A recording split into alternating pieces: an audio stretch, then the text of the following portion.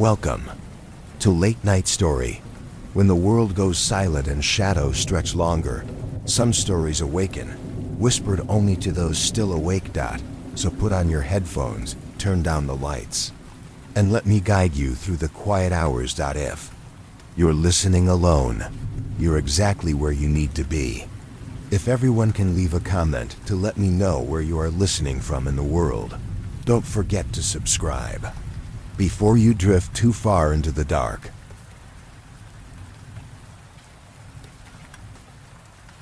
Story 1. Tale: Not everyone's neighborhood has a flesh pond. Hey everyone. My family and I just moved, and I figured this might be the right place to ask a few questions my parents, my dad especially, won't answer. I think he honestly feels a little guilty about the whole move. I mean, the reason we had to move in the first place is because he got in a big fight with the leader. Okay, I might be a little at fault too. I guess I did put the bundle of marigolds on the altar to try to make the clandestine come out sooner than usual, but that was only because I was not trying to take Ms. Peabody's midterm. My boyfriend Skylar's knew I had just grown in, and you know we wanted to give that thing a test drive. Anyway, I could have just taken the lashes and sacrificed some of my essence, but Dad wanted to make it a whole thing. When my brother Brett got caught making desultory souls battle for him and his friend's little fight club, Dad was eager to dole out the punishments himself. A part of me thinks he had some grandiose vision of fomenting a coup and taking over the leadership role himself. He'd be the first in the family since great-grandpa. I bet he wishes it were still hereditary, but it's foolish to think rules stay the same after a millennium. Anyway, his little shouting match only got me and my family banished. Took about a week for us to find suitable bodies. Mine is rather snug, especially around the chest. If that area grows any more, I pray there is some sort of molting process or something. We moved to a little suburb in a region called Texas. It's been okay so far. A little hot and humid, but not nearly as bad as when we would go and visit Grandpa in the retirement reservation. A lot of people have these rat-looking creatures that walk around on ropes. They are so cute. A part of me wonders how tasty they'd be if we let Brett grill them over a fire. My little brother annoys me to no end, but man, can that boy grill. I'm adjusting well enough at school. The girl I replaced had just finished her 16th rotation around this planet's sun, meaning when I took her place, I was called a junior. Luckily, it seems that the term isn't literal, as I have never felt inferior to any of the so-called seniors who walk around. One of the seniors, Aaron, seemed to have been engaged in a relationship with my skin of some sort, as he had cornered me and demanded an apology and a kiss on my third day. I don't know why you seem to be avoiding me, Becca. I told you, she came on to me, it wasn't my fault, Abby has a thing for me. He was distressed, he smelled guilty, and his elevated heart rate indicated an aversion to the truth. Who are you? I said a little louder than him, still adjusting to the voice noise. He rolled his eyes and snorted, two things I wasn't aware our bodies were capable of. Becca, don't be a bitch. He spat out in disgust as I searched Becca's memories to identify the boy in front of me. Aaron. I had found his identity. Are you seeking an apology? Aaron looked up at me with big eyes. I won't hurt you again, baby, please. His vitals indicated another lie as he approached me, eyes closed, mouth agape with his tongue hanging out, as he latched onto me in a position I have now learned is referred to as a kiss. I found it easy to siphon off his essence. Aaron must not have been the most capable of people because there was very little essence to take. A wide receiver on the football team, although to me he seemed very fit and skinny, Aaron walked around the rest of his days rather listlessly, not much of a deviation from his past self. Brett was doing a little better at adjusting to our new community. Well, his true name was Orion, but his new skin had referred to himself as Brett, so we all figured it would be easier to adapt these new personas to avoid confusion. His body had completed 7 fewer rotations than mine, putting him around the age of 9. He was the biggest in his 3rd grade class and had gained a lot of friends playing basketball, a game where you throw a sphere into a hoop. My dad scolded Brett when he helped himself to the class guinea pig when no one was looking, and only barely avoided the wrath of the teacher when she thought she had accidentally let the pet out of the cage and swiftly replaced it the next day. I always wondered what punishments were like here as opposed to our old home. How big was the teacher's rod?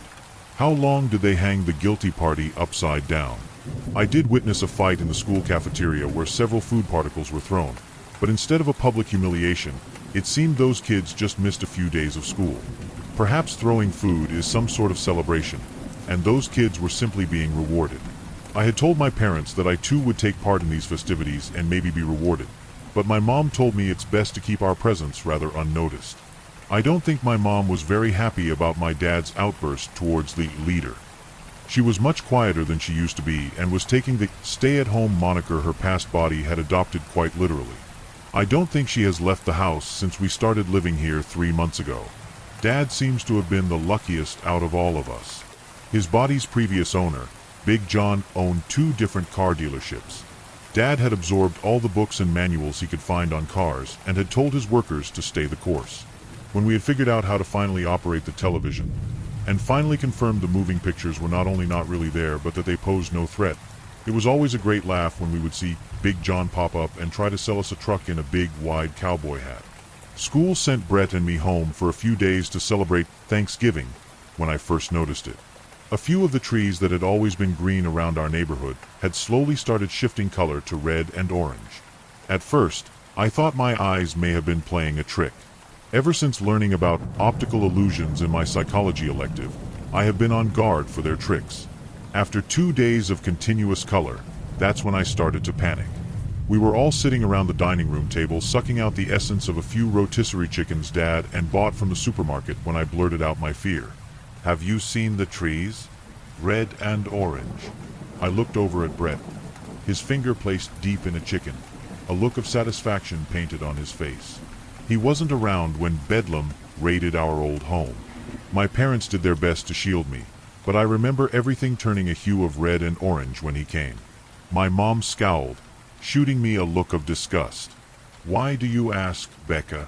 She looked over at my dad, who nodded in approval before also pointing a dirty look my way. "Back home, when things turned red and orange dash. We are not back home anymore, Becca." Dad raised his voice. After 3 months, he had mastered the booming inflections of Big John. "Our home is here in Texas, sweetie. The trees are fine." Brett looked at all of us in confusion. "What's wrong with the trees?" "Nothing, honey," Mom replied.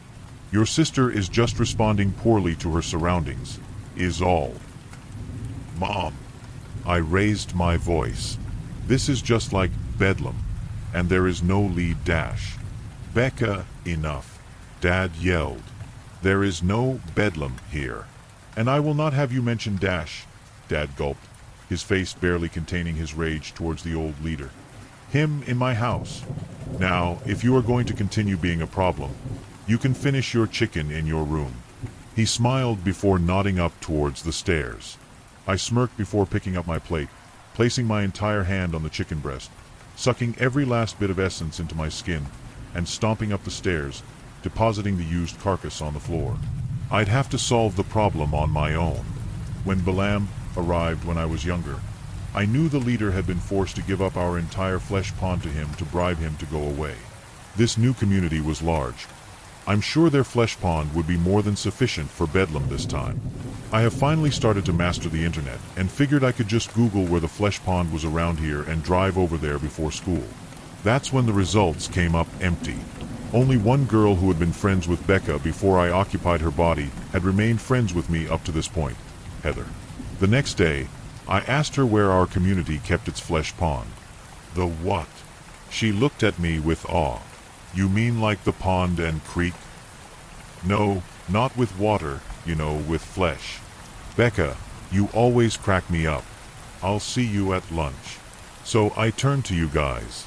Do you know where most neighborhoods keep their flesh pond? If we need more flesh, there are a few girls I would love to add from school, but I just really don't know where to start. I don't know how much you guys have dealt with Bedlam in the past, but I am terrified, and my parents don't seem to be taking the threat as seriously as me. Any help would be appreciated.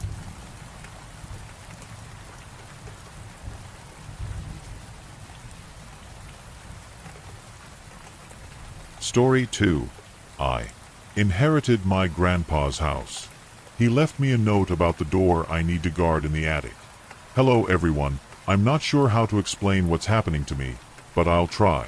It started a few months ago, the day my grandpa died. I'd been to enough funerals to know the rhythm. Black clothes, hollow condolences, that heavy air of finality. It was all too familiar. That day, I learned Grandpa left me his house, but he left me something else, too. A plain white envelope with just 2 words scribbled on the front. Read carefully. Inside was a note that would change my life. It read, "To my grandson, Nathan. If you're reading this, it means I've failed and that I'm no longer here to see you become the man I always hoped you would be. There's something that you need to know about our family. Something that I've kept from you your whole life to protect you. You've inherited more than just a house. You've inherited a family secret. There's a door upstairs in the attic that sits in the middle of the room. You haven't seen it yet, but you will. It's a door that chooses to show itself to you, and once it does, your life will never be the same. It only appears to the men in our bloodline. I couldn't explain it to your grandmother or your mother. They thought I was crazy because they could never see it like I could. I've managed to keep the door locked away for over 60 years so that your father could raise you and give you the childhood I never could for him. Every night of my life was spent standing in front of that door and making sure it stayed closed, because if no one is watching, it opens. It can't ever open. That's why this next part is important. You need to heed these rules, no matter what. 1. Do not open the door no matter what you hear. 3. You must be standing or sitting in front of it. You cannot be more than 10 feet away. 4. 5. When the voice behind the door speaks, do not respond. 6. 7. Do not close your eyes unless you want to open them again. 9. Always remain at your post. You can sleep when the sun rises. 10. There will be more, and when they appear, you need to be ready. The door is always watching and learning you. Your resolve will be tested. I won't sugarcoat things. If you fail, you will die. That can't happen, for if the door is left unguarded, the world will be in grave danger. I hope you're stronger than I ever was, Nathan. I believe in you. Good luck. Love, Grandpa Bill. The note shook me to my core. I'd always looked up to Grandpa Bill. He was my last real connection to my parents, both of whom died in a house fire when I was 17. I never got to say goodbye, and I never had closure. My grandmother passed a year later, and after that, I was left with a few distant relatives who barely remembered I existed. But Grandpa, he made me feel like I still belonged somewhere, like I hadn't been completely forgotten. Losing him felt like losing the last piece of myself that still remembered what home meant. For a while, I didn't even want to be in the house. The memories, the silence, all of it felt wrong. But I had to be strong, just like he would have wanted. I couldn't let the door win. I moved into the house immediately, and that night is when my duty began. As soon as the sun went down, I took my grandpa's note with me and went upstairs to the attic. When I reached the top of the stairs, I laid eyes upon the door for the first time. It stood in the middle of the room, and its crimson red wood was warped and shone faintly in the moonlight from a small window nearby. Scratches ran across the surface, deep gouges like something had tried to claw its way out or in. I sat a few feet away, not daring to get closer. It just stood there, silent and still for now. But I couldn't shake the question that lingered in the back of my mind. Why was my family given such a peculiar task? The longer I stared at the door, the more it felt like staring into an answer I didn't want. The silence pressed against me, thick and waiting. Nothing happened for the first few hours, but a little after midnight, I heard a knock. At first, I thought it might have been my imagination, but I heard it again. This time, it was louder, heavier, and unmistakably coming from the door in front of me. I fell backwards and watched the door shake from how hard the knocking had become. Eventually, the knocking stopped, but the air was moving. It wasn't wind, it was slow, warm, and rhythmic. The door was breathing. Each damp, sour exhale brushed my face, the smell of decay curling like smoke. I backed up but remembered not to go too far away from the door. I didn't say a word or move again until the sun came up. When the light finally touched the door, it stopped breathing. That's how it was for the first week. Life outside the attic felt paper-thin, the price of a routine I was still learning to survive. My co-workers started noticing the dark circles, the zoning out during meetings, the way I'd flinch whenever someone tapped me on the shoulder. One of them joked that I looked like I was living in a haunted house. I laughed, but I didn't correct them. I burned dinner twice, forgot my neighbor's name when we crossed paths, and nearly drifted off behind the wheel at a red light. Then the sounds started following me. The fridge humming downstairs began to sound like chattering teeth. My reflection lingered a little longer than it should have. Sometimes I'd catch myself whispering the rules, not to remember them, but to convince the door I still believed in them. It felt like a pact, like a ritual I couldn't escape. With every repetition, the rules grew heavier. They stopped feeling like protection and started feeling like chains. Everything real was starting to feel fake, and the only things that felt real were the voices and the door. Day after day, night after night, my life split in two. One under the sun, the other in the dark. By day, I'm just another exhausted office drone. By night, I'm the gatekeeper. Work 8 to 5, eat, sleep if I can, climb the stairs, watch the door until sunrise, and repeat. Every night blurred into the next until time itself felt like another rule I had to obey. I almost started to believe the door would never change. On the 8th night, I heard the voice behind the door speak for the first time. Do not be afraid. It didn't sound threatening, in fact. It had a gentle tone that only made it all that more disturbing. I remember walking up to the door and standing in front of it, my pulse erratic as my body shivered slightly. A part of me wanted to open the door and put a name to the voice, but I remembered my grandpa's note. Do not be afraid. It said it again, softer this time. I followed the third rule. Listen without answering. So, I stood there, shaking, listening to that voice. As the hours dragged on, I kept thinking about how my grandpa sat in the attic every night. Did he deal with the same things I'm dealing with? How did he deal with listening to the voice? Asking myself questions is how I would pass the time watching the door in the dark. It kept my mind sharp during the monotonous ritual of watching the door from sundown to sunrise. That's what it was like for about a week. Routine had almost made the horror feel ordinary, and that's when it decided to change the rules. Right before I went upstairs one night, I saw it. Another line on my grandpa's note that hadn't been there before. In frantic handwriting it said, 6. If it cries, ignore it. From then on, each night only got worse. The crying started around 1 a.m. It was the kind of crying a wounded animal made. I wanted to help, anything to make the cries stop. I almost whispered, "Are you okay?" But the rule was clear. Ignore it. So I did. In response, the floorboards near the door had darkened, and the air around it shimmered like heat off asphalt. Whatever was behind that door, it wasn't just growing stronger, it was changing the world around it. I could feel it noticing me more each night. And then, as if sensing my fear, the rules changed again. A couple of weeks later, just before I made my way upstairs, I noticed some new lines had been written on the note. 7. It will show you things. Do not believe them. 8. It will tell you the future, but it's all a lie. The ink looked fresh this time, like someone, or something, had written them just moments before I came upstairs. They didn't make sense to me, not until the door made me understand. It didn't scream or cry like it had before. Instead, it spoke calmly about the things that awaited me in the future. You're going to become head of your department, Nathan. You'll fall in love and have 3 children, Elise, Michael, and Jonah. The names echoed in my head like they belonged there all along. Elise will have your eyes. Jonah will want to be a pharmacist, like his grandmother. My eyes burned as tears threatened to fall. They'll all live long, happy lives. Unless you keep me in here. For a second, my body actually moved. I felt my weight shift forward like some part of me had already made the decision.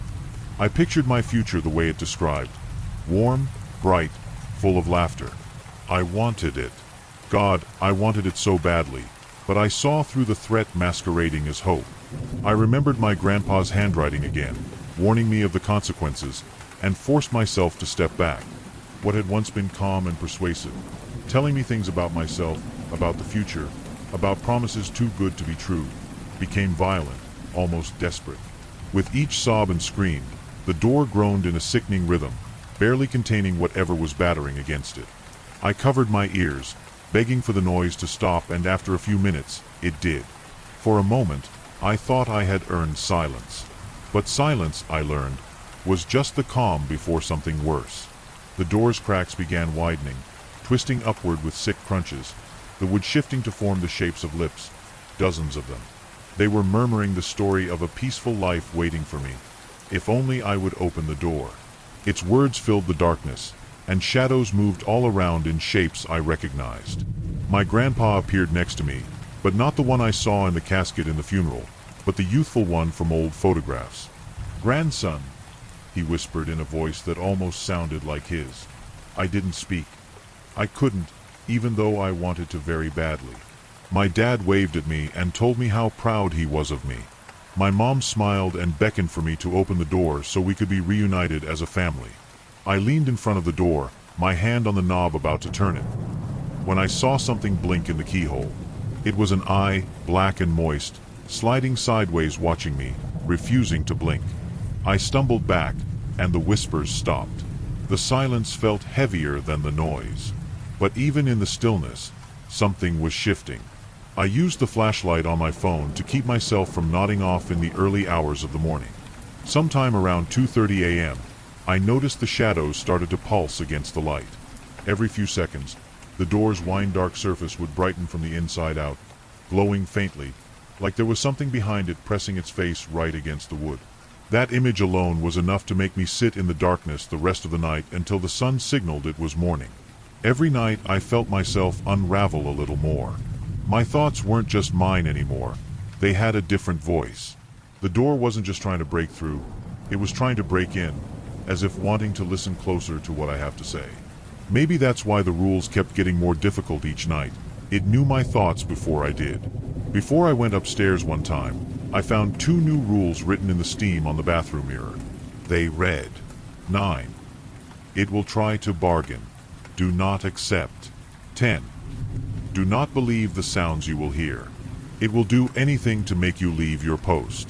I thought I understood the rules, until the early hours of the morning, when it didn't knock, but begged profusely. "Nathan, let me out. Please, just once. I can make it stop." But I wasn't hearing just the voice of the door. I was hearing screams of my parents.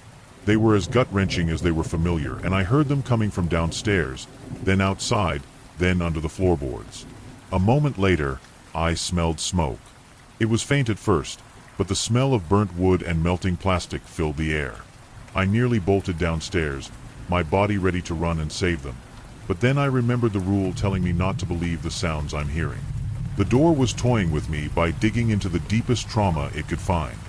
I clenched my fists and stared at the door unmoving. It spoke in my mom's voice, then my dad's, then grandpa's, sometimes weaving all 3 into one seamless, haunting sentence. Then, it spoke in my voice, in the same tremble I've heard in myself every night since I moved in. "Please, let me out. Let me out. I just want out." Frozen in place, I endured its begging for hours. My body screamed for a break, even just the relief of closing my eyes.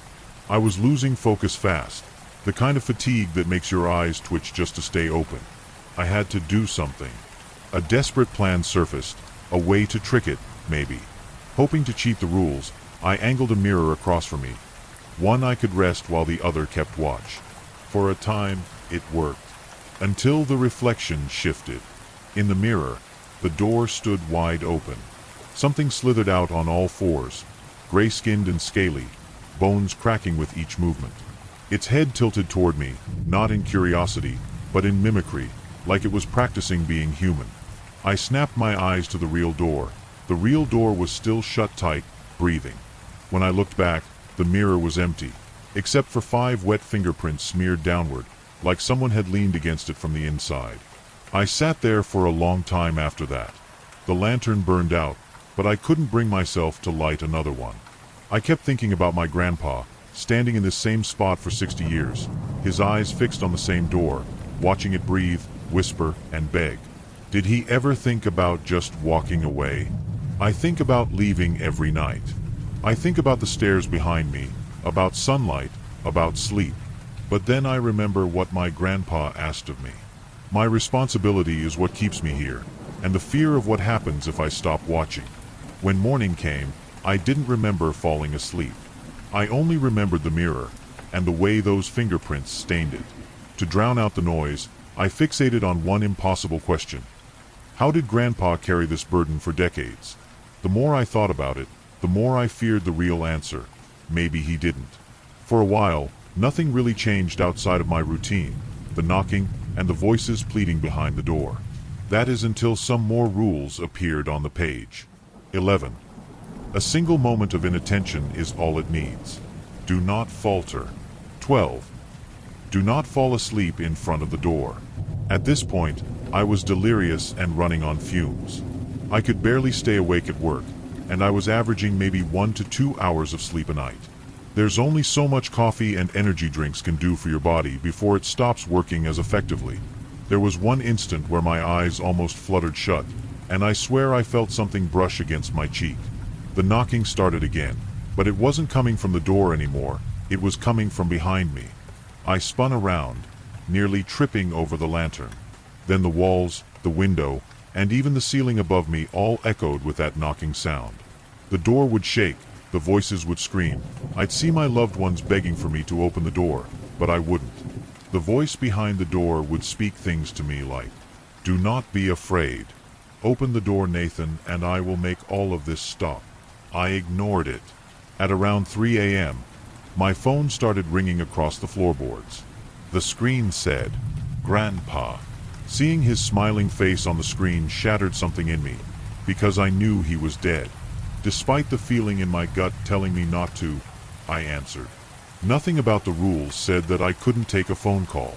"Nathan," his voice crackled through the phone speaker. "You've done enough, my boy. Let me take your place. Go downstairs and rest now." My thumb hovered over the screen, my heart thudding as I remembered the other voices, the lies. I ended the call. The phone rang non-stop until sunrise. Hours later, a new rule appeared, one that nearly broke me. In slanted, sloppy letters was the worst one I had seen yet. 13. Eventually, you will fail. Fight it off for as long as you can. I read that line over and over until the ink blurred. The words didn't feel like a warning anymore. They felt like a countdown. Not just because of what it said, but because of what it didn't. Maybe this is what Grandpa meant. Maybe failure isn't about opening the door. It's about how long you can last before you want to. I don't know how much longer I can keep this up. The last few nights, LV been hearing slow, deliberate footsteps behind the door, and the floorboards creaking in time with my own heartbeat. I keep telling myself none of it's real, that I'm still the one in control. But the longer I watch, the more I notice the door wasn't where it used to be. Last week, I marked its position on the floor with painter's tape to signify a border I wouldn't cross. I checked last night, and the tape was gone, and the door had moved. It had only moved just a few inches at first, and it made me think that maybe I was imagining it. After all, I was running on empty in terms of sleep. But night after night, it kept inching closer. It didn't drag or creak, it just shifted, like it wanted to be closer to me. I measured the gap once, 10 feet, then 8, then 6. I stopped checking after that. The space between me and it was shrinking, and I swear I could feel the heat of its breath on my face. Sometimes, the floorboard sank a little beneath it, like it was pressing down with weight. Whatever was behind it was coming for me. This discovery led to another rule appearing. 14. No matter how close the door gets to you, do not touch it. I didn't plan on it. I was too tired to plan anything anymore. Just existing felt like a strategy in itself. Last night, I swear I saw something move beneath the wood, like a hand pressing out. I think my grandpa's 60 years only bought us time, and now, that time is almost gone. He kept whatever this thing is locked away for decades, and now it's my turn. One day, it will become somebody else's. I don't want them to suffer like I and the men in my family before me have. My hands won't stop trembling. I haven't slept in days. I've started hallucinating. At least, I hope they're hallucinations. I swear I saw the attic walls breathing last night. I wonder if the door is even real. Maybe I've lost my mind, trapped in a psych ward, mumbling while unseen eyes watch through glass. I can hear them all. My parents, Grandpa, myself. They all speak from behind the door, and the longer I listen, the more their words sound like truth. A new rule appeared, carved directly into the attic floor, just in front of where I sit. 15. When your eyes close for the last time, the door will open from the inside. I don't know if I'm protecting the world from what's behind the door or if I'm looking after it so it can't escape before it's ready. Maybe that's what Grandpa meant when he said he failed. Not that he lost, but that he finally understood what he was guarding. And yet, he kept watching. So now I do too. There's one rule Grandpa never wrote. If the door ever stops whispering, it means it's already won. My parents call to me now. No. Another rule. 16. You will forget which side of the door you're on. If Grandpa could still see me now, I hope he knows I tried. The latch just turned.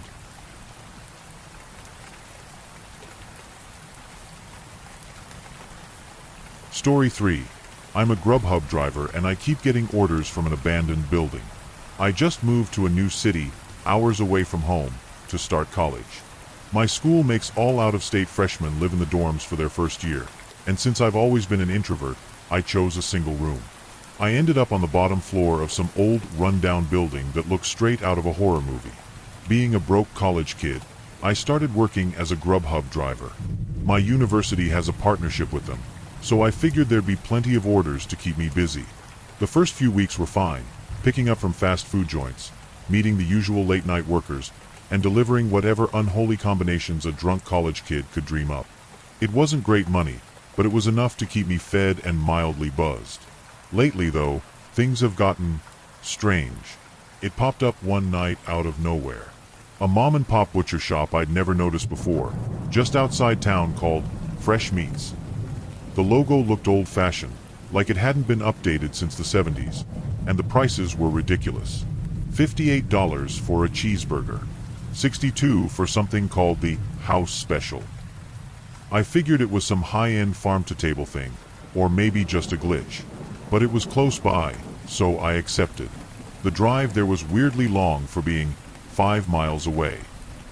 The roads felt unfamiliar, even though I've lived here for a month and thought I knew every turn by now. The streetlights thinned out until it was just my headlights and the glow of my phone screen. When I finally pulled up, I almost drove past the place. The sign was half burned out, just the letters EAT flickering in red. The shop itself looked abandoned. The windows were blacked out, and there was a single unplugged chest freezer sitting outside by the door with a note taped to it. For delivery pickup, enter code. When I opened the app, the customer had already sent me a 4-digit code. I entered it on the small keypad by the freezer and heard a click. Inside was a paper bag, heavy and warm, sealed with masking tape. No receipt, no name. Just order number 0000 scrawled in Sharpie on the bag. The smell wasn't bad, not quite rotten, but metallic, like the air after a nosebleed. I looked for a doorbell, a buzzer, anyone inside. Nothing. Just silence and that faint hum from somewhere deep inside the building, like machinery running behind the walls. I made the delivery to an apartment complex near campus. The guy was waiting outside, hands in his pockets, no coat despite the cold. He took the bag without saying a word, turned, and walked inside. The app pinged a second later. $40 tip. $40. That's more than I make all night most shifts. I told myself it had to be a mistake. But the money stayed in my balance, so I didn't question it. The next night, another Fresh Meats order popped up. Same setup, weird code, freezer pickup, silent drop-off. Another big tip. This time it was $55. Enough to fill my tank and buy groceries for the week. I started telling myself that maybe this was just how the place did business. Some secret rich person butcher shop with paranoid customers. But there's something off about it. The drive feels shorter every time, like the roads are folding in on themselves. The building looks shifted. I swear the freezer was on the other side of the door last time. And when I check my order history afterward, the deliveries don't show up. No record of fresh meats, no order numbers. I've delivered for them 5 times now. It's always the same: code, bag, silent pickup. No workers. No other drivers. No addresses I recognize. I asked around at a few restaurants, and no one's ever heard of the place. When I tried to bring it up to one of my regulars, a grad student who orders takeout every Tuesday and Thursday, he just froze and said, "Don't talk about that place." Then he shut the door. I can't stop thinking about that smell. It's faint, but I swear it's in my car now, even when I haven't driven all day. What's weirder is that no one else seems to get these orders. The app only sends them to me. I've tried going offline when one pops up, but somehow, when I reopen the app, it's still there waiting, like it never left. Last night, another one came through. I hesitated, I really did, but the base pay was $40 before tips. That's half a textbook, half a week's groceries. I know I shouldn't, but I can't afford not to. The smell's been clinging to everything lately. Even after cleaning my car, it lingers, that metallic tang, like the air after someone bleeds. I'll update again later this week. I've got midterms to study for, but something about this place feels wrong. Every time I think about skipping the next order, I get this feeling, like someone's waiting for me to show up. If anyone's heard of fresh meats or knows why these orders don't show up in my history, please tell me.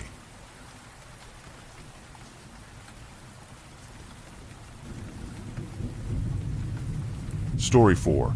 Something was crawling around the inside of my stomach. It started about a week and a half ago. I was at work chatting with a coworker, Tom, when suddenly I felt a flash of heat strike me. Bullets of sweat shot down my face. My breathing hastened and I felt faint. "You okay, Ross?" Tom asked. I nodded my head yes, but every other part of me was screaming no. My knees went weak and I fell to the ground. Hot liquid rushed up my throat and filled my mouth. There was no chance of me making it to the bathroom in time. Luckily, Tom had been standing right there, quickly placing a trash can right in front of me. Chunky cream-colored throw-up started gushing out of me like a geyser. Tom placed his hand on my back and rubbed it back and forth, like he was comforting a sick child. I could hear my other concerned co-workers passing by in the background. "Is Ross okay?" a female voice said. "Does he need help?" another one added. Someone went to grab the higher-ups for help. The flow of vomit didn't stop for about 10 minutes. Once it finally did, I held my stomach and laid flat on my back. The worst pain I ever felt appeared right then and there, as if someone was stabbing my abdomen repeatedly and pouring salt on the wounds. My managers found me to be in no condition to work, or do anything else for that matter. They let me leave early for the day. Throwing up left me too lightheaded to drive though, so I called a friend to pick me up. On the way to my house we had to pull over multiple times because I had to puke again. My friend insisted on taking me to the hospital, but I assured him I'd be fine at home. When I made it inside my house, I immediately grabbed a small trash can, sat it in front of my nightstand, and passed out onto my bed. For the next several hours, I periodically switched between sleeping and vomiting. Agonizing abdominal pain made it nearly impossible to get comfortable. No matter how low I set the AC, I continued sweating. The whole night I tossed and turned. Sometimes I missed the trash can, so a puddle throw-up dripped from the edge of my mattress onto the ground. I awoke in the morning more tired than the night before. My body had gotten no rest whatsoever. I somehow managed to muster up the energy to crawl to my bathroom. Hunching over my toilet, I began hurling again.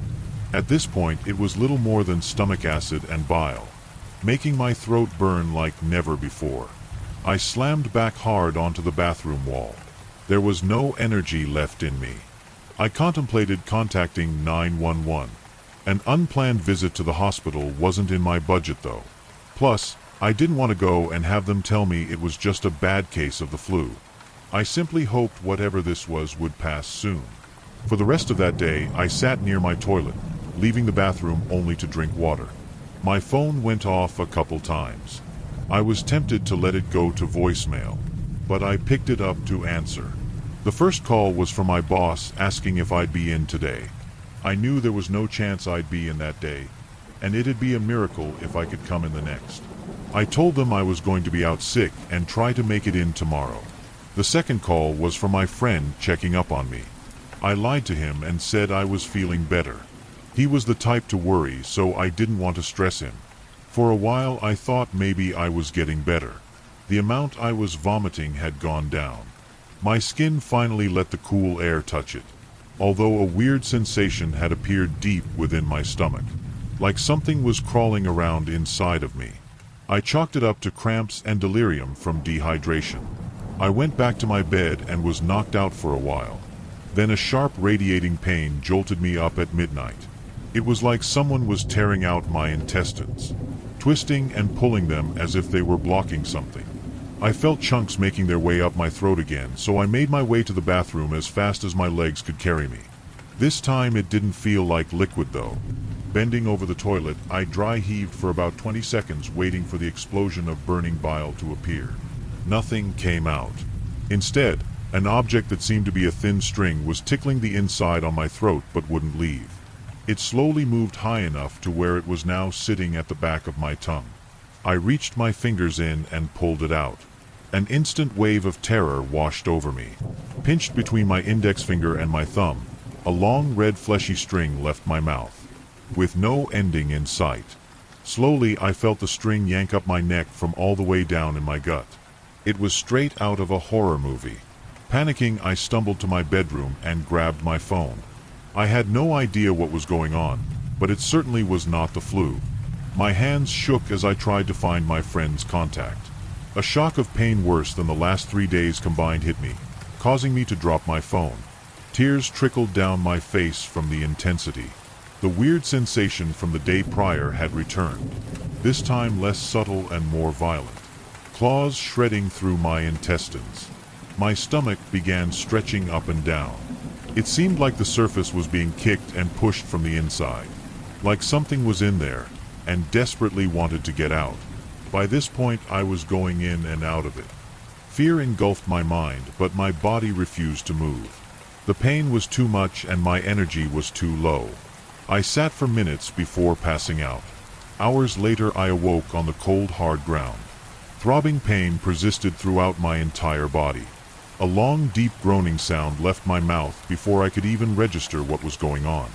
Once I was fully conscious, I instantly noticed my jaw was agape and out of place. I was unable to close it, and there was a trail of blood leading from in front of me to out of my bedroom door. Urgency returned to me, and I snatched my phone up, dialing 911 as quickly as possible. Adrenaline being the only thing preventing me from fainting. Words couldn't be formed with my jaw broken, but I think my gurgled screams were enough to get my message across to the operator on the other side. Police showed up and found me laying on the hardwood floor of my living room covered in blood and vomit. Without much questioning at all, they called for paramedics. I was taken to the ER where doctors ran a plethora of tests and scans. They attempted to ask me what happened, but I couldn't answer anything. I knew little more of what had just went down than them. Tests confirmed my insides were torn and I had internal bleeding. No one knew how. The doctors looked to me for answers, but I was just as confused. They tried to give every possible explanation under the sun, asking if I had purposefully ingested any sharp object, or recently ate foods with bones, or gotten into a fight. None of the answers covered all my symptoms. I couldn't even try to elaborate on events due to my jaw injury. It's now been a few days. I'm still in the hospital recovering, replaying the last few days in my mind, trying to piece together what could have possibly caused this. After reflecting, I think even when my jaw heals, I won't tell doctors the full story. Not about the red flesh string, or the pushing and kicking sensations I felt. Not even that at some point I could have sworn I saw the outline of something resembling a small face press against the skin on top of my stomach. I'd sound insane if I did. My best option is to get treatment and move forward like this whole thing never happened, acting as if it really was just a served case of the flu.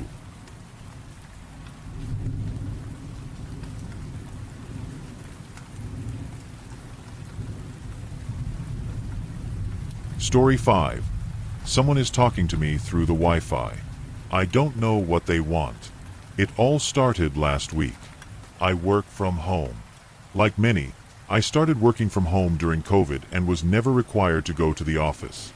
My wife, Ashley, recently switched jobs, and her new company requires her to be in the office 3 days a week, usually Tuesday through Thursday. I was happy for her. I'm a hardcore introvert, but she needs time with other people. Plus, it's nice having something to talk about over the dinner table.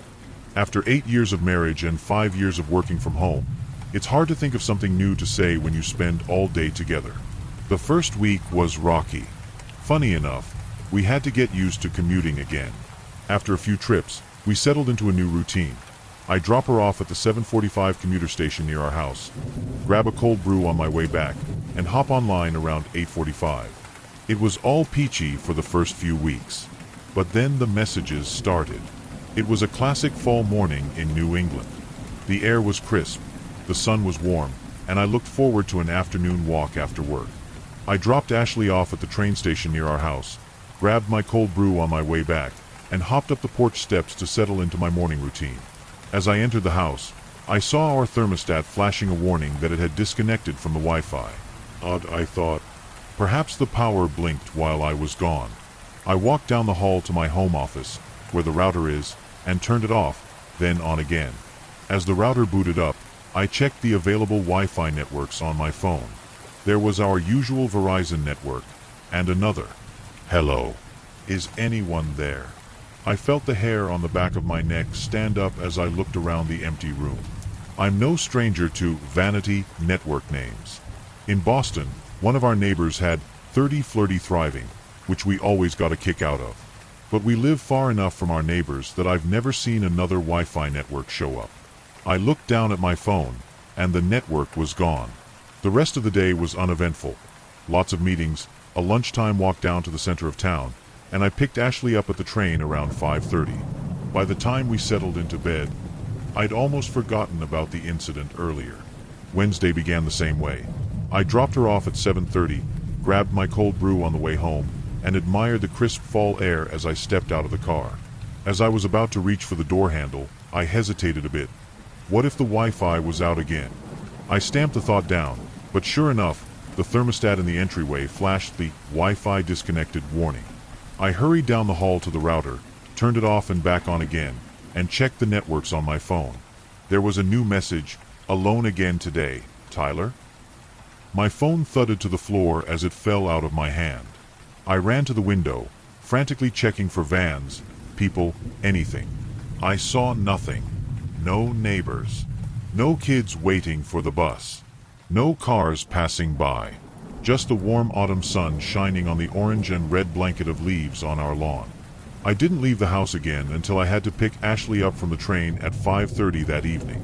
"Anything exciting happened today?" she asked me, leaning in for a kiss as she got into the car. Then she noticed my grim expression. "What's wrong?" "Ashley, I think someone is messing with me through the Wi-Fi network." She listened patiently as I explained what had happened the day before and the message that morning. "So, do you think it's a joke or—" she trailed off, as we both wished not to name the more nefarious possibilities. "I don't know," I said. "All I know is that for 2 days in a row there has been a new network with some sort of message, and the one today was directed at me." We ate dinner in silence, read for a bit, and fell into a dreamless sleep. If you can believe it, the next day is when things got weird. That morning, I checked the Wi-Fi networks before dropping her off at the train. Nothing. Then, as I drove her to the station, I took care to keep my eyes open for anything suspicious around the house or on our drive. "Looking for your stalker?" Was that a hint of nervousness I detected underneath her attempt at humor? Yeah. I glanced from side to side as I pulled down our street. "Well," she said as we continued down the road, "I didn't see anything suspicious. Maybe things you'll be all right today." Oh, how I wished she were right. I skipped the coffee that morning and drove straight home. As I parked in the driveway, I thought that rather than going directly into the house, I'd scope things out a bit. Since the network disappeared a few minutes after I saw it, surely the person must be nearby, right? I looked around back, in the neighbors' yards, and up and down the street. Nothing. Again, there was nothing. It was just another crisp fall morning. And that damn Wi-Fi was out again. I sprinted down the hall and ripped the router's cord out of the wall, drew the blinds down, and shut my office door. I don't know how much time had passed. Maybe it was 30 seconds or 30 minutes. Whatever it was, a new network was waiting for me when I finally reconnected to the Wi-Fi. You didn't see me, but I saw you, smiley face. I ran through the house and double-checked that the doors were locked, and barricaded myself in my home office for the rest of the day until I had to pick Ashley up. She saw the frightened look in my eyes the moment she got in the car. Again, she asked. Did you call the cops? And say what? That someone is sending messages through the internet, but I don't know where from. Wait for it to happen again and call them tomorrow. I'll be there too to back your story up. We ate in silence and shut out the lights early, but I couldn't sleep that night. Every creak jolted me awake as I wondered where these messages were coming from. And if there was someone in our house watching us. They know my name. They know our routines. They know that I went and looked around before going in. Usually on Fridays, I'll do something nice like grab breakfast for both of us, bacon, egg, and cheese for me, a bagel with lox for Ashley. But this Friday, we sat quietly over our cups of coffee and waited. 7:30 came and went. 8 a.m. came and went. 9 a.m. came and went. Nothing. What gives? I thought you said that the Wi-Fi was out by the time you got home. I would have been at the office, but now nothing has happened. I was as dumbfounded as she was. By the end of the day on Friday, nothing strange had happened. The same went for Saturday and Sunday. Ashley worked from home today, but will be back in the office tomorrow. I have a sick feeling that the messages will start up again tomorrow when she heads back into the office.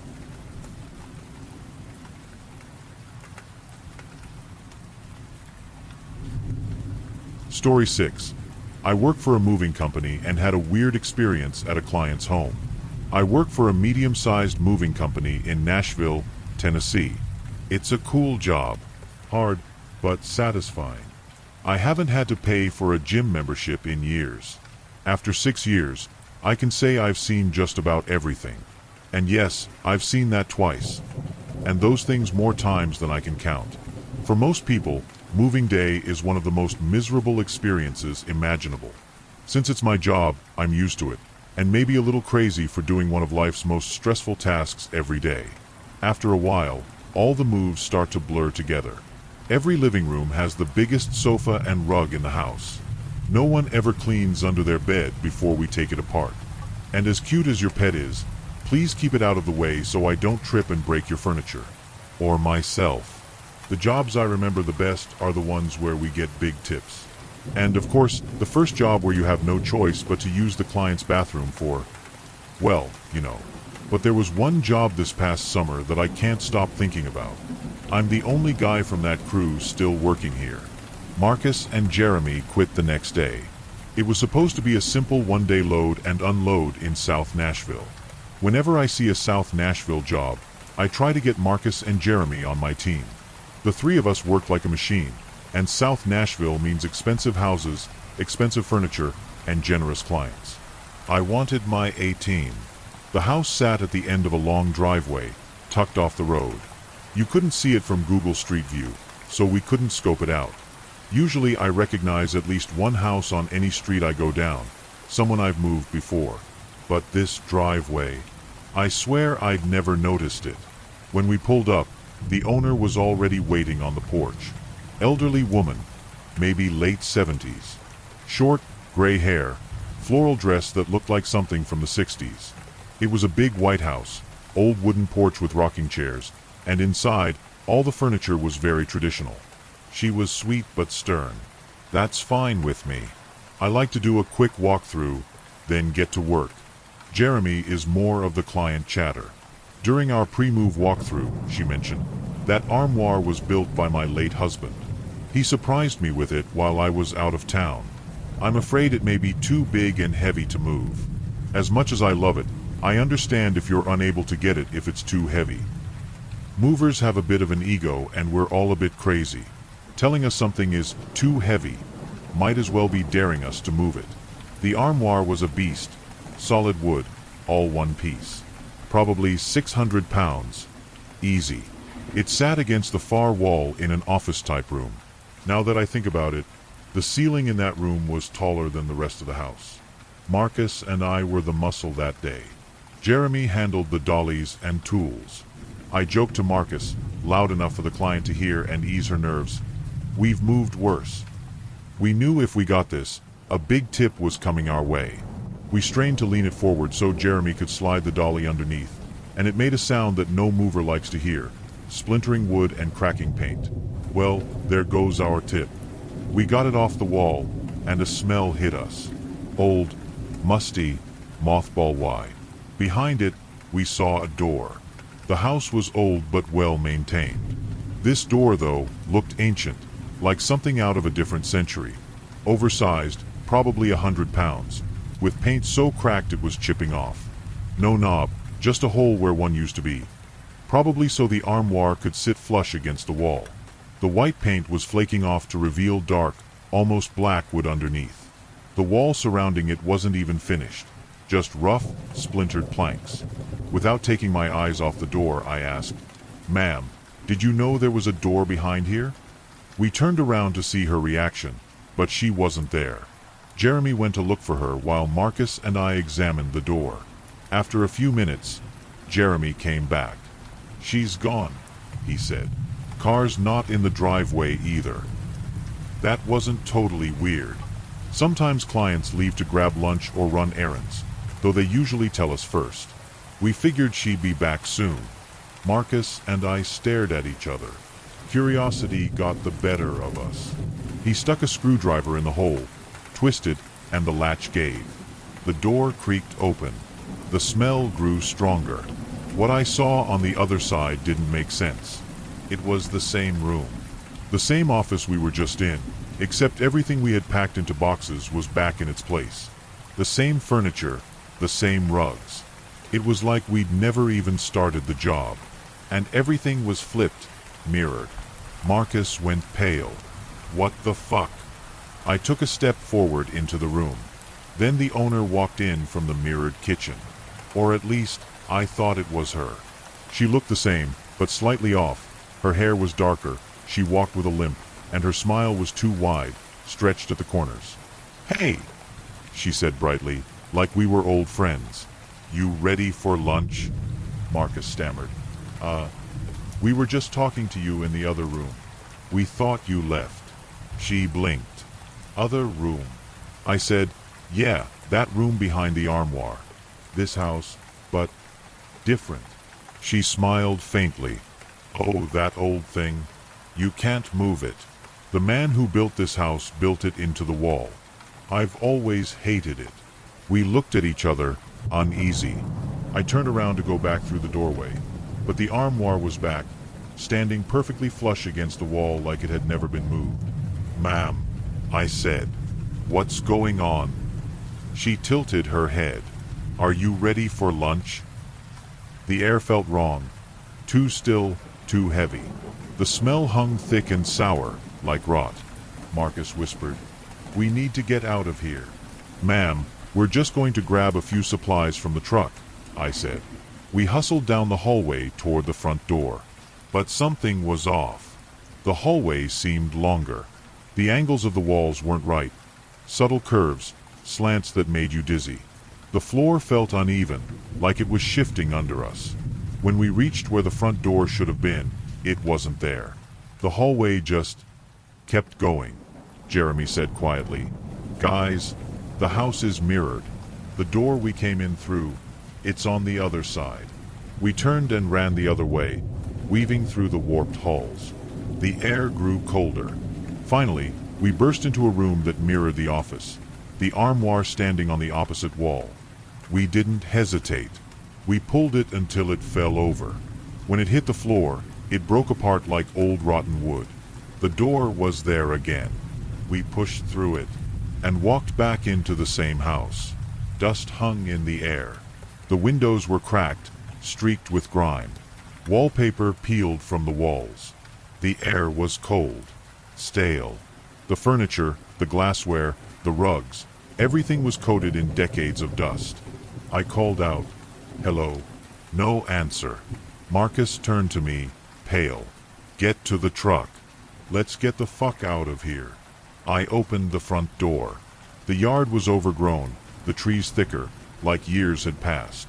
Our truck was still parked in the same spot, shiny and out of place. The house behind it looked like something from another century. We didn't say a word. We got in and drove away. When we hit the main road, our phones lit up with service again. We called our manager. He didn't believe us, until Marcus and Jeremy both quit the next day. He told me to take a week off to rest. Unfortunately, in this industry, when you're inside multiple homes every single day, strange things happen. This wasn't my only weird experience. Just the one that still doesn't make sense.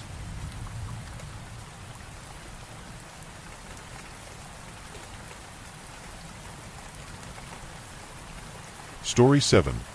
White Shadows in Chardon. I'm 28, and I live in Shard End. The streets here are flat, dull, lined with council houses and cracked pavements. Streetlights flicker on at the same hour every night, but they feel like they're lying, like they turn off when you look the other way. I've lived here my whole life, and I've always thought the city was empty. Not people empty, something else. It started with coke. Just a line at first. A mate's flat in Digbeth. White powder on a glass table. The smell sharp, almost metallic. The first hit made the city alive. Every brick, every lamppost, every person seemed to pulse in rhythm with me. I could feel it in my veins. The whole of Birmingham bending to me. It was brilliant. Until the edges started to blur. I began seeing them in the streets. Shadows that didn't belong. Just at the corner of my eye. A man or a woman, I couldn't tell, but always watching, stretching impossibly along brick walls. Sometimes, when I turned, they were gone. Sometimes, I swear, they mimicked me. Walking like me, laughing like me, slower, wrong. Learning. Cocaine didn't just sharpen my senses, it made them lie to me. I could feel the city breathing. The houses whispered, the streetlights hissed. Every car passing me seemed to have eyes in the headlights, following me home. I'd slam my door and the shadows would be inside my flat before I'd even turned the lock. The paranoia got worse. My friends noticed. They said I was distant, twitchy. My mum cried and said I looked like a stranger. I didn't care. I could hear the whispers now. Soft, patient, like someone speaking inside my skull. It wasn't words. It was suggestions. Go outside. Go down there. Look at them. Watch. I would obey, because I couldn't stop myself. I started wandering. Nights bled into mornings.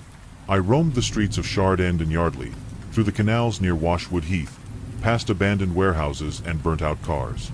People crossed the road when they saw me. I smiled at them. Sometimes I swore they spoke to the figure, not me. The figure, whatever it was, appeared fully one night on Barn Lane. I had been staring at the canal water, lines running through my nose, heart hammering. And it was there. Pale, thin, eyes black and empty, smiling in a way that didn't fit any human face. It didn't move, just watched.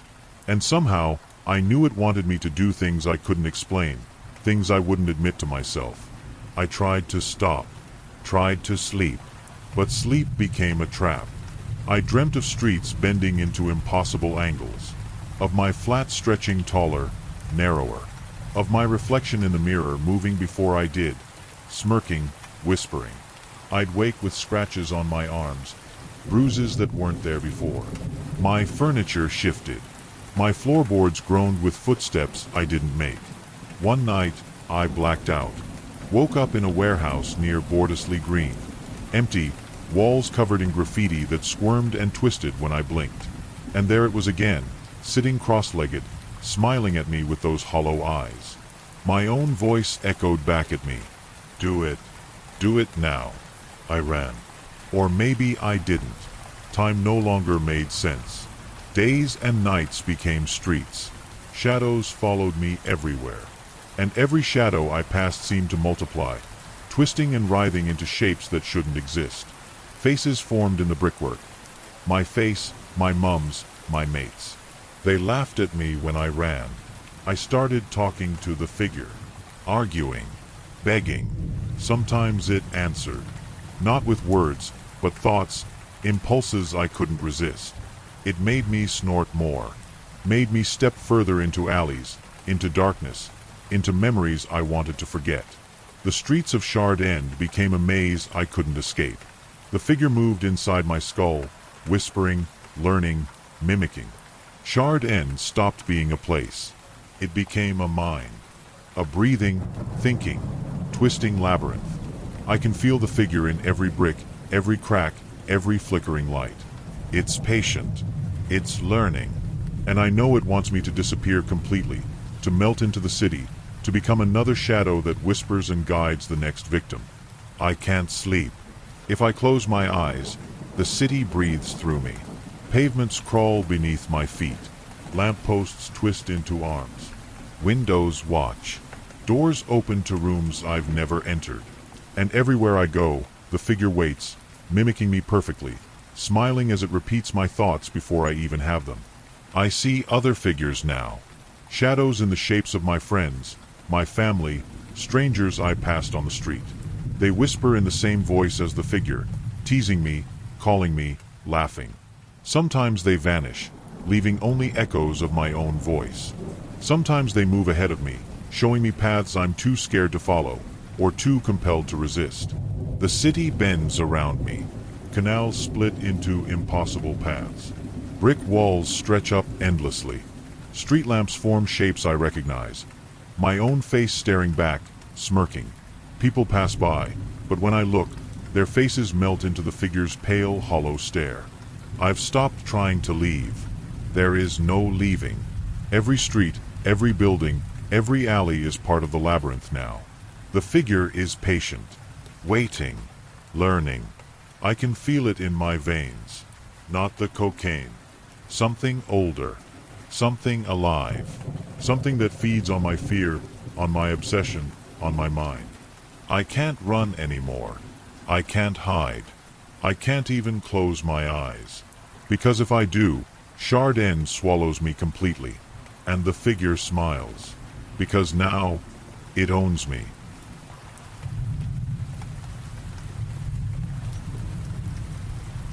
Story 8. There's something in my house that isn't human. Well, I guess the title is misleading. It's not my house anymore. I moved out as soon as my minimum wage job at Wendy's made me enough money. Whenever anyone asks me why I gave up my family estate on an acreage to live in a shitty one-bedroom, 400-square-foot apartment, I just say I wanted independence. But that's not the real reason. My childhood home is weird.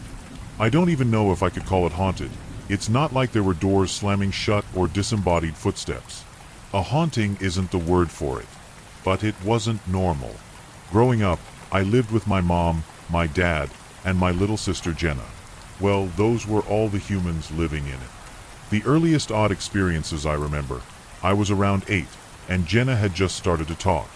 I would be playing with her in her crib as Mom was making dinner, yet she'd always be looking right behind me. She'd point and giggle. "Dada," she said. "No, Dada's at work." I reminded her. "Dada is coming home at dinner." She still pointed. "Dada."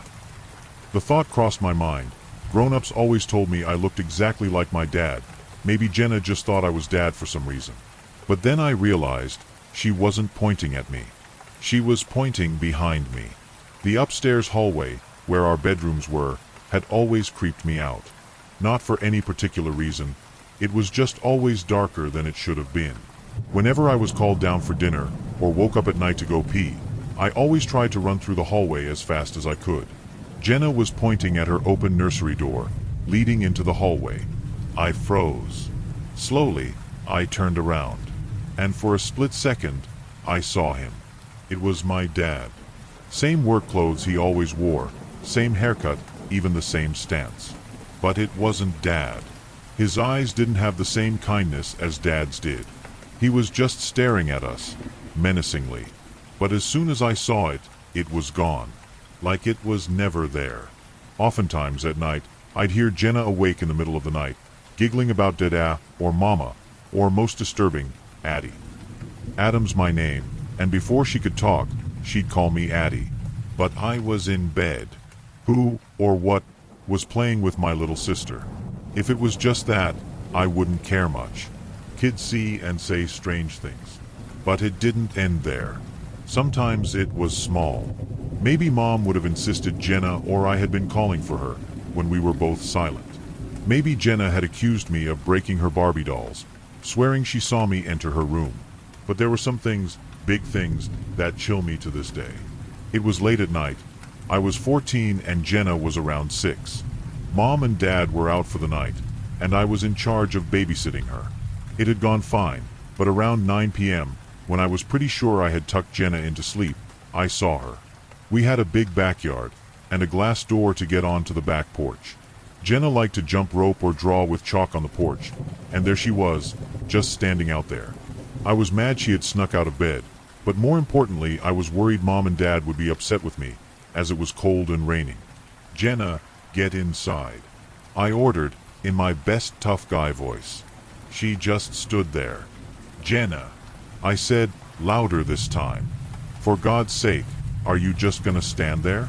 Get your ass inside," I yelled, putting my hand on the door handle.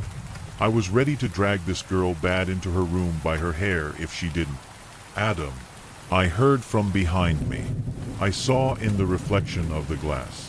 It was Jenna, still in her pajamas, looking groggy. I turned around to face her. "What are you doing? Who is that?" I could see in her face the moment it registered what she was looking at, herself. She screamed, and I hoped she couldn't see it in me, but I was scared, too. When I turned back around to the glass door, the other Jenna was even closer to me. I noticed my hand was still on the door handle, and I quickly jumped away from it, as my sister ran to hide behind me. We just stared at the thing outside, both frozen in horror. Suddenly, it started screaming. "Adam, what are you doing? Who is that?" it said. It was mimicking my sister, but it just sounded so warped, like a record that was melting in a house fire. As it spoke, its mouth opened in a way no human could. At this point, I had given up trying to be brave in front of Jenna. We were both screaming and in tears. The thing outside started banging on the glass, so hard I was scared it would break. It just kept repeating those same phrases, so loud my ears started hurting. Jenna and eventually just curled up together, sobbing. I'm not sure when it stopped. All I know is I woke up on the floor as my parents were frantically trying to get Jenna and I up. We tried to tell them what happened. At this point, I think they knew something was up with this house. There had been a few times I had noticed them frazzled when they saw me, swearing I had been someone else. I think they just wanted to come off as rational adults, but I knew deep down they were scared, too. It's not like they didn't try to be rational. They got our house tested for gas leaks, stripped the walls looking for black mold, took us all to a therapist. There was just no rationalizing whatever lived in the house with us. As I grew into a teenager, I really tried to get to the bottom of whatever was happening to us. I searched for hours to find a priest or a paranormal investigator or literally anyone in my area that would charge less than $300. I eventually found one, an old, short Catholic priest who barely spoke any English. He had just moved from Mexico and said he would bless our home for free as long as we brought our friends to his new church every Sunday. Mom and Dad looked at me funny when I told them what I had done, but they didn't protest. Maybe deep down they were looking forward to it. I met him, Father Arturo, outside of our home. He greeted me warmly. I noticed he had holy water in his bag, which made me a bit nervous. When he got inside our house, though, his demeanor changed almost completely. On the walk in, he was kind, gentle, like a grandpa. He became frantic when he entered. I could see sweat on his brow as his hands shook. He quickly started whispering a prayer in Spanish under his breath, shaking his head. I saw him reaching for the door again. "Wait, Father Arturo," I said. "Come back, what's going on?" He took my hand and looked at me with pure desperation. What he said next, I think about at least once a day. It wants to replace you. Me, Jenna, and a few of my friends did go to his church after that as promised, but he never spoke to us much. I tried to lay low the next couple years. I worked as much as I could, partially to make money, partially to spend time out of the house. I tried to ignore anything or anyone I saw in the house. I made Jenna remember a code word, so I always knew it was her. Eventually, I got enough money to move out, which pretty much catches us up to where I started. Jenna stays with me whenever she can. She's 12 now.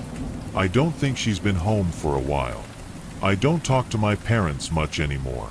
I came out a few years back, and they really didn't take it well. I haven't blocked them or anything, but they haven't reached out in a year and I haven't either. Last week, though, something happened. I had gotten a text in our family group chat, which hasn't been active in months. Dad had invited Jenna and I over for a Thanksgiving dinner. I had always told myself I'd forgive them if they reached out, so, nervously, I agreed. I tensed up when I stepped foot on the property again. I hadn't been back since I moved, and things looked unfamiliar. You'd think it would be a relief going back to your childhood home, but I felt nothing but negative emotions. I stepped over a huge pile of dirt on the pathway to our house and rolled my eyes.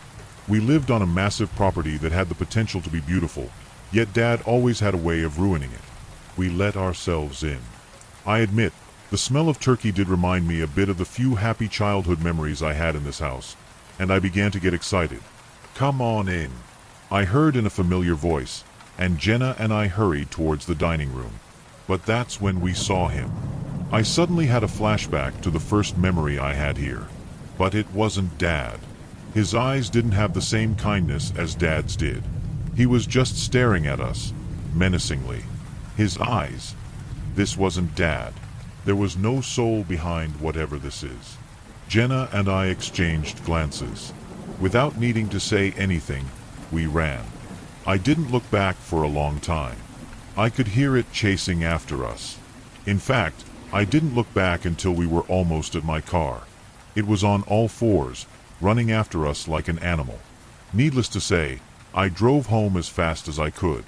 I think I even ran a couple red lights. From what I could see in the mirror, it didn't chase us past the house, but I wasn't taking any chances. Jenna and I haven't been back since. There are still questions I don't know the answers to. Where was Mom? Why didn't it chase us all the way home? Most importantly, what did it do to my real dad?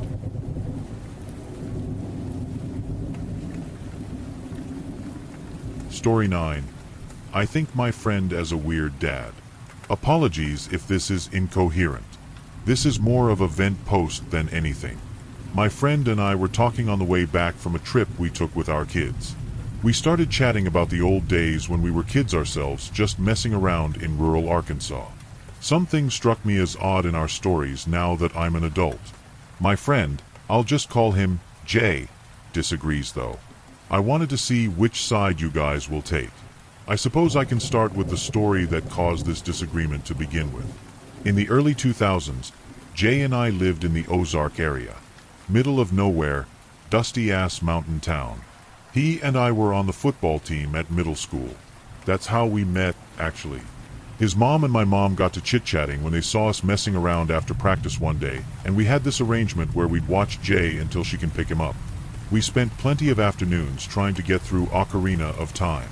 Neither us understood the water temple, so we thought we had to restart the game every time we got stuck. One particular afternoon drifted into the early evening, and Jay's mom only showed up after my mom called her. When she showed up to our house, Jay's mom's bright blue eyes had these dark circles under them. Her entire arm was shivering when she reached out for Jay. Jay didn't seem to want to go. We just got halfway through the Gorin cave again, and he really didn't want to have to redo it all. But she grabbed his wrist and pulled him towards the new red F-150 idling in our gravel driveway. The license plate was still that paper one the dealer gives you. My mom muttered to my stepdad something about it being odd his family keeps getting new vehicles. My stepdad silently nodded as Jay's family's truck disappeared onto the country round. I just parroted the same line I heard from Jay when I asked about it. Jay's dad owns a construction company. It's for his company. I remember Mom just smiling and nodding. I think it was later that semester when we had a team building exercise during football practice after school. We were supposed to roll a log up a hill. That's it. That's the whole exercise. Looking back on it, I'm pretty sure it was just to relocate a power line that fell. Jay had a hard time keeping up with the rest of us and got his arm caught under the log as it rolled uphill. Nobody noticed his body was thrown into the air. It was his flailing legs that caught the attention of the coach. Coach H called Jay's mom. While she was on her way, Coach H instructed us on how to get the log off Jay's arm. I still remember how bent out of shape it was when we finally freed the kid. Jay wasn't screaming or crying like I thought he would. Instead, he was just sitting there. A blue F-150 pulled into the driveway and Jay's big dad got out. He grabbed Jay and half-dragged him back to the truck, muttering something like, "Dumbass kid," under his breath. The rest of us went back to our log and pushed on it like we were told to. We were careful to not get our arms caught under it. Jay wasn't back at school for a few days. I remember asking the nurse about him, assuming she'd know how he's doing. She seemed surprised an injury happened during football practice because she was never told. I told her what happened, but she quickly told me to leave the office as she picked up her desk phone. When Jay got back, he had a bright blue cast with signatures from a bunch of people I was certain didn't go to our school. I signed his elbow before someone takes the good spot. The teachers refused to sign his cast, even when asked by Jay himself. Even though he was injured, Jay stayed for football practice. He'd just sit on the sidelines and hand me my water bottle between sessions of Kenny throwing me to the ground. While I was getting into position for our last practice play of the day, I noticed a new green F-150 pulled into the parking lot. A blonde woman sits in the driver's seat. I could have sworn she was crying. Before my ears could finish ringing from the heavy hit I took, Jay's bright blonde hair pops into view. His crooked smile blocked out of the sun as he told me that I get to hang out at his place today. On the way to Jay's house, his mom told me that my stepdad and my mom were stuck at work. That wasn't uncommon since they both worked very much out of town. Jay and I spoke about Lord knows what the entire way back, his mom silently driving down the country roads. Jay lived in a double-wide trailer in a small trailer park just out of town. His gravel parking space had two identical F-150s parked in it, along with a third parked in the grass. Jay's mom had us hop out while she pulled down the street to park. Jay excitedly rushed towards the house, saying something about his dad being home. Through the window, I could see Jay's dad's ice blue eyes staring out at us. He, along with several of his construction employees, huddle around a folding table. Jay's dad's lips curl into a grin and he waves to us. The others wave at us too, greeting both Jay and I. Jay reached for the knob before his mom shooed him back towards the gravel road. She told us to leave Jay's dad to work. We didn't mind, though. There were a couple girls down the street we had a crush on. Sisters named Emily and Michaela. We invited them out to go ride dirt bikes in the field behind Jay's house. As the sun went down, Jay, the two girls, Emily and Michaela, and I went back to Jay's house. Emily lingered on the porch for way too long. She kept peering at someone through the window. I remember Michaela just pushed through the door right alongside Jay. I greeted the small group of men huddled around a plastic folding table and they waved back. A few giving us friendly smiles before looking back at whatever construction plans they were working on. They had to plan their concrete pours for the next day. We didn't want to be a bother, and Jay wanted to flirt with Emily some more. But Jay's dad stopped us as we walked down the hallway towards his room. I still remember his ice blue eyes staring into my soul. "Do not go back there, boys. We are fixing a leak." Jay shrugged and shuffled to the living room TV. Michaela sat on the floor beside him, and they spoke on what movie to watch. I could have sworn I heard a dog shuffling in the room beyond, like paws scratching at the linoleum flooring. Emily finally came in, nervously eyeing one of the construction workers. She sat all too close to, dang near leaning on me. Jay's dad called out, "Look who has a girlfriend." Emily only grabbed onto my arm harder. By the time my parents came to pick me up, Jay's dad and a couple of his employees went to go try to fix the leak or whatever. The rest left in their trucks. Even Emily and Michaela went home. I was telling my mom about my night and she reminded me of something I didn't even consider. Jay's family didn't have a dog. Jay says he thinks he remembers that story. He didn't want to talk about it in front of his kid though. I just thought those couple weeks were kind of odd. I have a few more weird stories about Jay's dad, but I'm really tired. I have to get to bed soon. I wish I could sleep, but the neighbor won't turn off his damn headlights. Those new truck LEDs are freaking blinding. Anyway, let me know if you guys want any more stories. I'm sure I have them.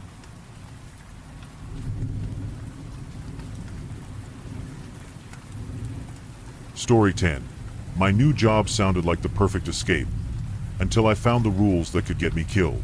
$200,000, 6 months, cash up front. When I saw the offer, my first thought wasn't scam. It was salvation. That money would clear my gambling debts and make those thugs disappear from my mother's doorway forever.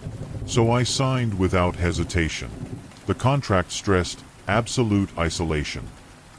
Food and water were already stocked. The only contact was a bi-monthly supply drop. For a guy who wanted to evaporate, this felt tailor-made. The helicopter that dropped me off treated me like garbage. The pilot's eyes didn't hold pity. They looked at me like a piece of meat already placed in the freezer. Lookout Tower number 7, a rickety metal can perched on a mountain peak, groaning in the wind. It was so high, I had no intention of ever climbing down. The former lookout didn't leave much. But carved into the desk, deep enough to almost punch through the wood, were 4 words. You are not alone. I thought it was about the recruitment company's lies. Then I pulled out the empty drawer and found the crumpled, sweat-stained piece of paper. The 5 protocols of Lookout Tower number 7. 1. Every night at exactly 12 a.m., the entrance and all windows must be locked. Draw the curtains. Be precise. 2. 3. Never respond to any cries for help. No matter how desperate they sound, they are not human. 4. 5. If the radio starts playing jazz music outside of communication hours, immediately cut the main power to the tower. Wait 10 minutes in complete darkness and silence. Don't make a sound. 6. 7. Never look directly at any reflection that appears on the window glass at night. It is not entirely you. 9. In the food storage room, only eat the blue-labeled cans. The red-labeled ones are not for us. 10. I laughed, pinning the list to the wall as a piece of dark humor for my predecessor. The first month, I lived like a dead man walking. Daytimes were spent staring at the forest, sometimes greeting a one-eyed crow I called Blackie, who landed on the railing at 3 p.m. every day. The radio never worked. It only hissed static, a broken piece of junk. I hoped I'd never need it. Everything was quiet, until I broke the first rule. I'd won a round of solitaire against myself and had a few too many cups of instant coffee. The broken wall clock was chiming midnight when I realized I was late. I rushed to lock the door, but missed one window curtain. As I turned, I saw it. It was a thing. Not a beast, not a ghost, but a mistake. It stood on the forest's edge like a stretched, twisted black ink blot. Its limbs were distorted at angles that defied anatomy. Its head cocked sideways. It was still, but I knew it was watching me. My buzz evaporated instantly. I scrambled to pull the curtain shut. My heart hammered against my ribs like a caged bird trying to escape. From that night on, I stopped laughing. I considered leaving, but I knew I couldn't make it to civilization before dark. Staying here, despite the terror, was my only safe option. A few nights later, I woke up to screaming. A woman's voice, raw and frantic. Help! Is anyone there? Save me. My hand froze an inch from the radio. Rule number 2 was burned into my mind. I didn't dare respond. I shut off the lights and huddled in the corner like a coward. The wailing went on for almost an hour, then abruptly turned into a low, satisfied chuckle. It sounded like it was pressed directly against the steel structure of the tower. It knew I was listening. The threat escalated. One afternoon, the radio came to life on its own, blasting cheerful 1930s jazz, laced with vinyl static. My blood turned to ice. As the tower lights began to flicker like a dying heart, I dove for the main breaker. I pulled the lever with all my strength. The world went black. Then I heard it. A wet, heavy sound, slowly dragging itself across the glass of the observation deck windows. Viscous. Slow. 10 minutes in that darkness felt longer than the last 30 years of my life. The second supply drop came at the end of the second month. The helicopter dropped the crate nearby and immediately flew off without even waving. My heart sank. I was stuck here. I hauled the supplies into the storage room. At the bottom of the empty crate, I saw it. A single red-labeled can.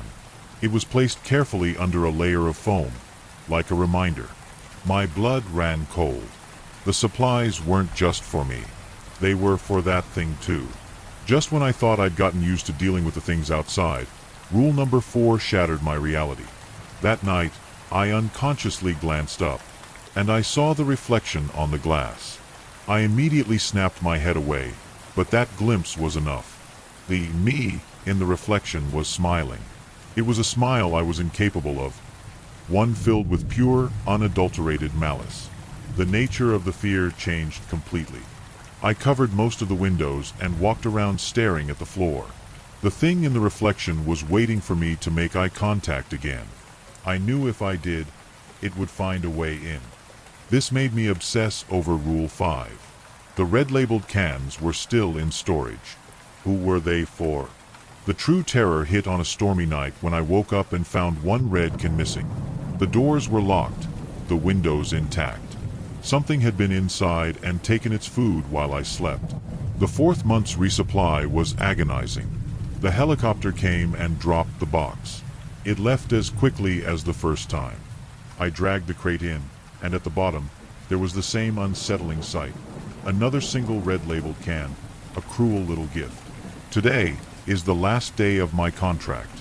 I stayed up all night. When the sound of the rotors finally grew close, I felt no joy, just numb relief. I watched the helicopter land. A man in a uniform waved, and his voice boomed through the loudspeaker. "Alex, we're here to take you home. Open up." I rushed to the door, my hand grabbing the handle. But my eyes fell on the old, wrinkled paper, faintly written under the original 5 rules. I saw a line I'd never noticed before. Rule 6. When you think you are rescued, do not open the door. Imitation is its specialty. I slowly backed away. After a few minutes, the voice outside changed. The warm call became a high-pitched, metallic shriek. "Open the door. Oh, X." The banging made the entire tower shudder. I knew the structure wouldn't hold. I couldn't open the door, but I couldn't wait to die either. I grabbed my backpack. I smashed the observation window and slid down the rusty fire escape ladder. I didn't get far before I heard the entire lookout tower groan and collapse behind me. I ran without looking back, pouring every ounce of adrenaline into my legs. I ran all night until I collapsed, covered in mud. A forestry ranger found me the next morning. They said I was delirious, clutching a crumpled paper. They said I was hallucinating. But I know the truth. I survived. I'm free. But it's not over. I rented a small apartment in the city, but my life hasn't returned to normal. My paranoia has bled into every single day. I only allow myself to eat blue-labeled cans now. It has become my personal standard of safety. Every few days, I conduct a quick, fully clothed procurement ritual at different grocery stores. I must find that specific blue can and make sure there are no red labels hidden on the shelves. I smashed all the mirrors in my apartment and keep the curtains drawn. Yet, I can still feel it. It wasn't trapped in that tower. It followed me home. Now, I'm sitting here typing this. My cell phone, the device I thought was safe, the